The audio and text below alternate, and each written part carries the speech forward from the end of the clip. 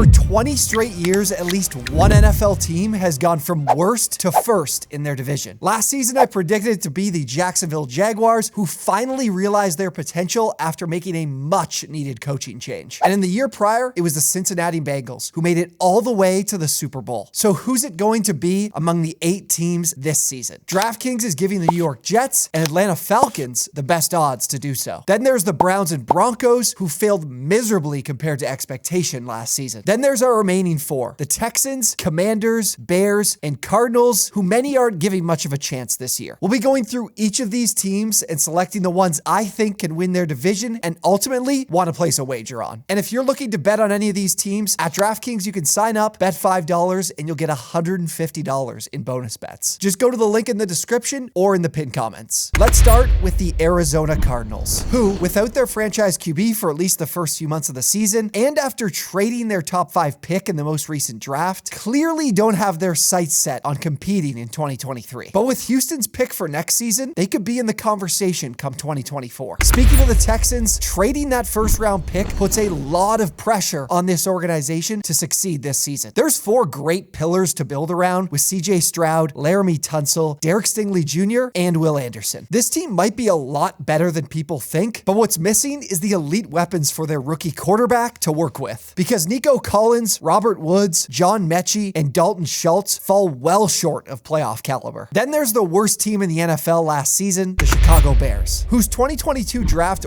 wasn't quite as impactful as the Texans. But they did get someone to help keep Justin Fields upright in Darnell Wright. The jury's still out on whether Justin Fields' gaudy numbers on the box score can actually translate to winning football games. And the defense didn't get much of a boost after giving up the most points per game in the league last season. Even in a more wide open NFC North, I'm not expecting much from Chicago. Washington's got their work cut out for them in 2023. An 8-1 record had them last in the NFC East. This is still a really good football team. They have perhaps the best front 4 in football. The offense also welcomes Eric Bieniemy to call plays, and he's got a great receiver trio in Terry McLaurin, Jahan Dotson, and Curtis Samuel. But asking their 2022 5th-round pick to take the reins behind PFF's 3rd worst graded offensive line is a tall task in this division. Denver is another team that wishes they could avoid their divisional foes. Winning the division feels off the table, with Kansas City holding the crown for 7 straight seasons. Bringing in Sean Payton will keep this team from bottoming out like they did in 2022, but what is salvageable when it comes to Russell Wilson's game? The Cleveland Browns, meanwhile, have far too much talent to disappoint again in 2023. Myles Garrett was the most double-teamed edge rusher in the NFL last season, and he was the only Browns edge rusher to rank in the top 50 in pass rush win rate. Now he gets Ogbo Okoronkwo and Zadarius Smith, who ranked 13th and 34th respectively. This will alleviate the load and help them become an even bigger problem up front. Deshaun Watson was horrible in his 6 games last season, despite playing behind one of the best offensive lines in football. With the addition of Elijah Moore, he's got another true separator to pair with Amari Cooper. At plus 425 to win the AFC North, you've got to put some money behind a team whose QB led the league in passing yards just a few years ago. Everyone's preseason darling seems to be the New York Jets. And with their offseason additions, they've leapfrogged the Dolphins as the 2nd favorite to win the AFC East behind the Bills. And it's easy to see why. They managed a 7-10 record despite incompetent quarterback play, and now they welcome in a future Hall of Famer. But that future Hall of Famer is 40 years old, and he just turned in the lowest passer rating and yards per attempt of his entire career. The early season schedule does them no favors either, as 4 of their first 6 weeks are against the Bills, Cowboys, Chiefs, and Eagles. If you think the Jets can win the AFC East, I'd wait to bet on it until mid-October, because the plus 270 odds at DraftKings just don't have enough value. And finally, we have the AFC South's Atlanta Falcons, who undoubtedly will be playing in the most wide open division in the NFL this season. And you will not believe what I'm about to show you. I'm not sure I've ever seen a schedule as easy as the one the 2023 Atlanta Falcons have. They played just 3 teams that made the playoffs last season, and they're the Jacksonville Jaguars, Minnesota Vikings, and Tampa Bay Buccaneers. This team is nowhere near complete. They had the worst pass rush in the NFL last season and did very little to solve it during the offseason. But with Arthur Smith calling plays and Bijan Robinson running the football, they'll be able to control the game on the ground and play a lot of close games as a result. With that in mind, at plus 215, they're the only other team I'm backing to go from worst to to first and win their division in 2023. Once again, if you guys are looking to bet on any of these teams this season, be sure to check out DraftKings Sportsbook and get those bonus bets. And if you enjoyed today's video, be sure to let me know by dropping a like and subscribing to the channel, and let me know who you think can go from worst to first and win their division this NFL season. Thank you guys so much for watching, and we will see you on the next one.